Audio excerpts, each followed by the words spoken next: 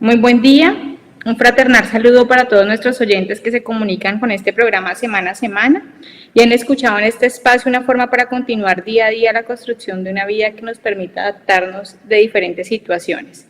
Soy Diana Marcela Rojas Vargas, líder de proyección social de la Fundación Universitaria Navarra, y el día de hoy estaré liderando este espacio radial de la Mesa de Proyección Social de la Red de Universidades del Huila. Bienvenidos a este programa, Un Café con Proyección, un espacio de comunicación de la Red de Universidades del Huila, que tiene como propósito generar contenido informativo de interés público y de las universidades para enmarcar la actual coyuntura de contingencia como respuesta a la responsabilidad social de las instituciones de educación superior adscritas. Hoy tendremos de invitado al doctor Isidro Torres, médico familiar, quien actualmente es el director del programa de medicina, y estaremos con un tema que es comunicación y salud. Muy buenos días, doctor Isidro.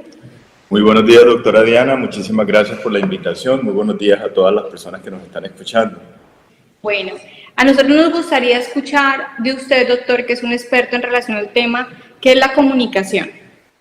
Pues la comunicación es un fenómeno diario. Si nosotros nos miramos a mirar esta parte etimológica del significado de comunicación, significa compartir. Comunicación es toda esa relación que nosotros tenemos con nuestro medio. O sea, todo el tiempo nos estamos comunicando. A veces nos comunicamos con palabras, otras veces nos comunicamos con gestos, nos comunicamos con escritos, nos comunicamos con fotografías, con imágenes, pero siempre nos estamos comunicando. Entonces, es como esa forma en que nos relacionamos con el mundo externo y con nosotros mismos. Doctor, ¿por qué la salud se relaciona con la comunicación? Porque nosotros somos lo que comunicamos. Todo lo que comunicamos se desarrolla en nuestros pensamientos. Allá adentro, en nuestro cerebro, hay una serie de procesos que se llevan a cabo que permiten que yo me comunique. Mi comunicación verbal es solamente como el 5% de lo que yo comunico. Y el 95% de lo que comunico es no verbal. Entonces, de la manera como me siento, de esa manera yo comunico. Por ejemplo, nosotros los médicos hacemos un proceso que se llama inspección dentro del examen físico que le hacemos a un paciente. Y lo primero que nosotros miramos es lo que el cuerpo del paciente nos está comunicando. La forma como el paciente nos mira, la forma como el paciente camina, si de pronto el paciente camina erguido o camina cabizbajo, o si el paciente está teniendo dolor y está utilizando alguna posición para compensar ese dolor. Entonces, la salud y la comunicación están absolutamente relacionadas porque siempre estamos mostrando cómo estamos o cómo nos sentimos. Y dependiendo también de lo que nosotros recibamos de la comunicación externa, vamos o no vamos a afectar nuestra salud. Entonces, están absolutamente ligadas. Doctor, ¿y existe comunicación con uno mismo? Claro que sí. Hay una cosa que es básica que se llama el diálogo interno. Y nosotros vivimos en ese diálogo la mayor parte del tiempo. Es como si pasáramos hablando con nosotros mismos. A veces cuando empezamos como a cavilar sobre situaciones que nos ocurren y comenzamos a generar procesos en nuestro cerebro alrededor de esas situaciones. Entonces, por ejemplo, tengo una deuda y comienzo a pensar en esa deuda, en esa deuda, en esa deuda. Esa comunicación conmigo mismo me genera una producción de neurotransmisores, me genera producción de cortisol. Y ese cortisol hace que se me aceleren muchas de mis funciones vitales. Por ejemplo, me acelera el corazón, me acelera la presión arterial. ¿Y cómo hago que eso se produzca? Porque en mi diálogo interno estoy simplemente cavilando y repitiendo el problema y no me estoy concentrando en la solución, sino en el problema. Y comienzo a generar cortisol y obviamente pues mi salud se me va a acelerar, se me va a dañar, perdón. Doctor, ¿nosotros comunicamos lo que somos o comunicamos lo que queremos? Esa es una pregunta bastante compleja, ¿no? Porque a veces alguien me decía, pero cuando una persona está mintiendo, está comunicando lo que quiere. El problema es el lenguaje no verbal. Porque cuando una persona está mintiendo, existen una cantidad de cambios fisiológicos generados por esa mentira.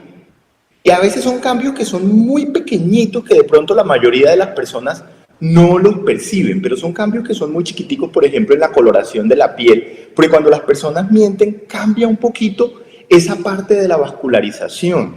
Entonces, la piel puede tornarse un poquito más pálida, la piel puede tornarse un poquito, o a veces que uno dice, yo sé cuando me estás diciendo mentiras. Entonces, realmente nosotros no comunicamos lo que queremos, nosotros comunicamos lo que somos. Y en cuanto a salud, es exactamente lo mismo. Existen pacientes que tienen a veces una ganancia secundaria a través de la enfermedad o a través de una sintomatología.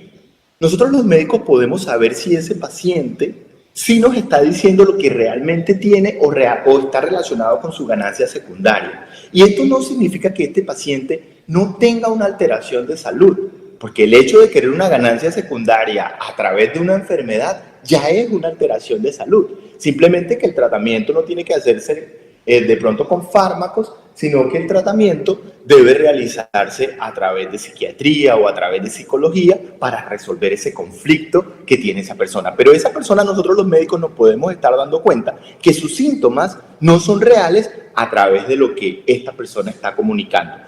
Por eso no es que nosotros comuniquemos lo que queremos, nosotros comunicamos lo que somos y lo que está dentro de nuestro pensamiento. Doctor Isidro, otra de las grandes inquietudes, y creo que nuestros oyentes también tienen ese interrogante, es ¿realmente nosotros podemos comunicar nuestro inconsciente? ¿El inconsciente se comunica o no? Claro que sí. Si nosotros nos damos cuenta, en medicina, la mayoría de las actividades que hace nuestro cuerpo, nosotros no somos conscientes de ellas. Por ejemplo, respirar. Nosotros respiramos y no nos damos cuenta que estamos respirando. Lo hacemos de una manera automática. Los latidos cardíacos, nosotros no los podemos controlar, simplemente el corazón está latiendo porque tiene una función de bombear, etcétera, etcétera, etcétera. O a veces cuando nos asustamos por algo, esa reacción no es una reacción consciente, o sea, nosotros nos asustamos y nos ponemos pálidos, se acelera el corazón, pero eso no es algo que nosotros comandamos, eso es algo que está haciendo nuestro inconsciente. Entonces fíjense que la mayoría de estos actos son involuntarios, la mayoría de estas situaciones que el cuerpo nos brinda son involuntarios. Entonces, la mayor parte de esa comunicación, como yo lo dije previamente, es completamente involuntaria, completamente inconsciente. Y se sale de nuestro control. Doctor, ¿qué debemos hacer para comunicar de una manera asertiva con mi cuerpo y con los demás? Usted nos ha explicado la importancia de la comunicación y creo que eso es fundamental para poder tener un balance adecuado para nuestra vida. Hay una cosa y es que nosotros vivimos en una sociedad que no nos permite ser, que nos tiene como moldeados, ¿no? Que nos tiene como unos parámetros que nosotros tenemos que seguir y casi siempre esos parámetros están relacionados con comparativos con otros seres, ¿sí? Entonces, por ejemplo, yo debo terminar el bachillerato a los 16 años, yo a los 20 y tantos ya tengo que tener una carrera universitaria, a los 30 debo estar casado, etcétera, etcétera. Y siempre nos vamos con esos parámetros. Y eso realmente es lo que nosotros comunicamos porque eso es lo que todo el mundo está esperando de nosotros. Nosotros tenemos que empezar a mirar nuestras emociones y tenemos que quitarnos como esa tara de que las emociones no pueden expresarse. Cosas como al niño que se le dice, usted no puede llorar porque los hombres no lloran. ¿Quién dijo que los hombres no lloran? Los hombres tienen todo el derecho de llorar y los hombres también tienen lágrimas. Entonces, ¿para qué le pusieron lágrimas a los hombres? Entonces, los hombres sí pueden llorar.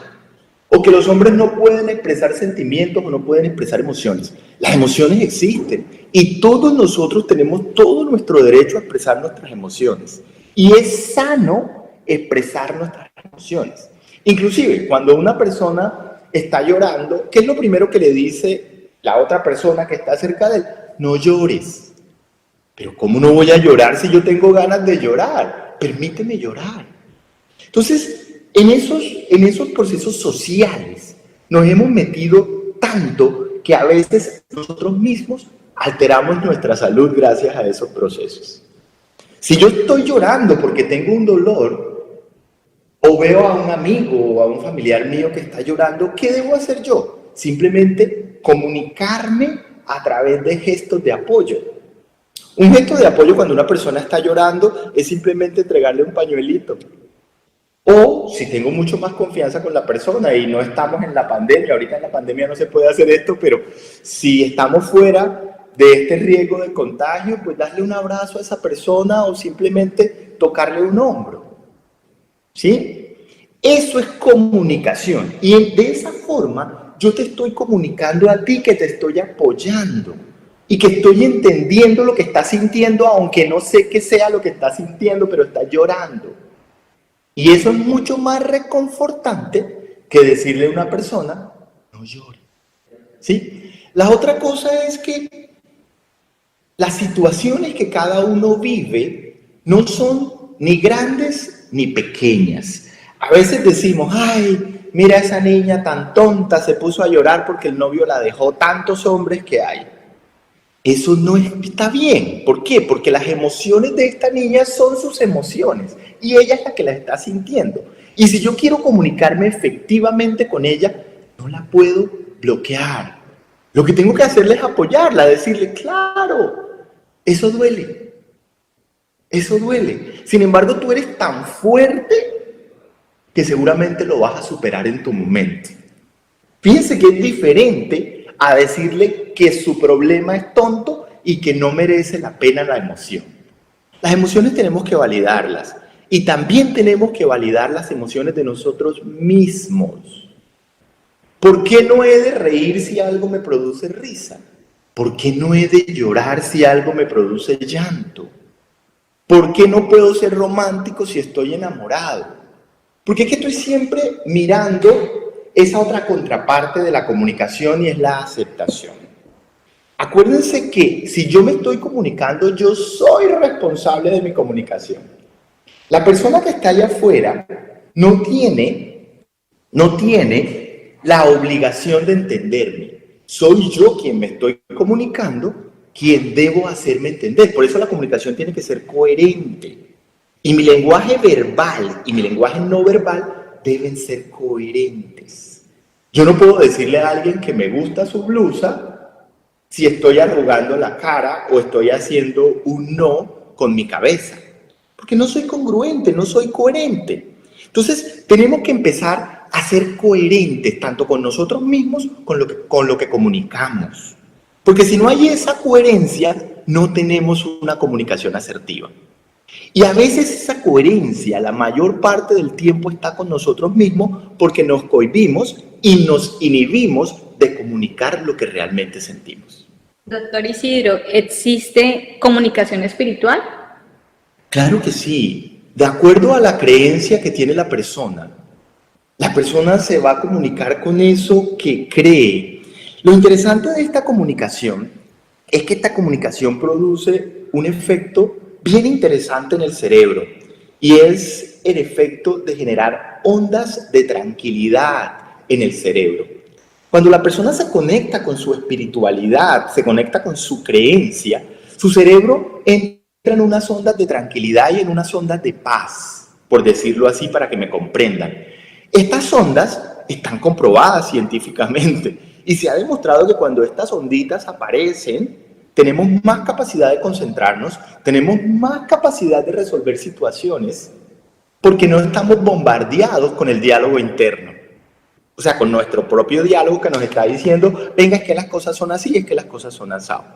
Entonces, esa comunicación espiritual es fantástica. Si ustedes tienen una creencia, si ustedes creen en Dios, si creen en el universo, si creen, no sé, comuníquense con esa creencia. Eso es lo que hacen, por ejemplo, los budistas cuando hacen meditación. Ellos están haciendo una comunicación espiritual y entran en un estado de tranquilidad que es un estado positivo para el cuerpo y es positivo para la salud. Porque en ese estado nosotros generamos endorfinas, que son sustancias excelentes para nosotros, que nos mantienen con vitalidad, que nos mantienen sanos, que nos mantienen bien. Nuestro sistema inmunológico funciona divinamente mientras estamos en ese estado y nos defiende de muchas enfermedades en ese momento. Nuestro metabolismo funciona mejor en ese estado y no cuando estamos bombardeados por toda esa cantidad de comunicación negativa. Doctor, todo el tiempo estamos recibiendo información, en nuestro hogar, de nuestra familia, en el trabajo, cuando vamos a una consulta. ¿Cómo lo que nos comunican afecta nuestra salud? Si nosotros lo permitimos, nos va a afectar. Si yo antes de acostarme lo que hago es ver un noticiero y el noticiero me está diciendo que el país está en crisis económica, que hubo yo no sé cuántos muertos, que asesinaron, todos esos mensajes son mensajes negativos y yo me voy a acostar, que es mi momento de tranquilidad, me voy a acostar con esa carga. Entonces, obviamente esto me va a llenar de cortisol, va a hacer que yo produzca sustancias en mi cuerpo que me mantienen alterado, que me mantienen ansioso, que no me van a dejar descansar, que no me van a dejar dormir tranquilo. O también si eso es lo que yo le estoy comunicando a otras personas. Sí, hay personas que son como especialistas en comunicar cosas negativas, ¿no? Hay personas que uno habla con ellas y todo lo que le dicen a uno es negativo. A veces yo pienso, bueno, a esta persona no le pasa nada agradable. Realmente esa persona lo que está comunicando es lo que está en mi interior. Pero acuérdense que como lo que me comunican a mí es un regalo, yo decido si acepto o no acepto tu regalo. Si una persona llega a insultarme a mí, pues yo me la quedo mirando con compasión, en mi diálogo interno hago otra cosa y no permito que esa persona me altere. ¿Por qué? Porque es su regalo. Esta persona está entregándome todo eso malo que tiene adentro. Yo decido si lo recibo o no lo recibo. Si yo lo quiero recibir, me voy a alterar. Y si yo me altero, si yo me enojo, obviamente mi reacción fisiológica va a ser negativa, va a ser de ansiedad, me va a acelerar, me va a preocupar. Pero entonces yo soy quien decido. Tú me estás comunicando cosas. Yo decido si lo recibo o no lo recibo. Y eso también ocurre con mensajes subliminales, porque los mensajes subliminales también nos rodean, ¿no? El marketing utiliza mucho esa parte de los mensajes subliminales. A veces uno está en el cine y le ponen la bebida en el vaso transparente con mucho hielo y con el hielito, con las goticas de agua por fuera. Y enseguida le dan a uno las ganas de ir a comprarse la bebida, ¿no? Entonces es un proceso que nosotros tenemos que tener en cuenta y que tenemos que saber si nosotros queremos o no queremos recibir esa información.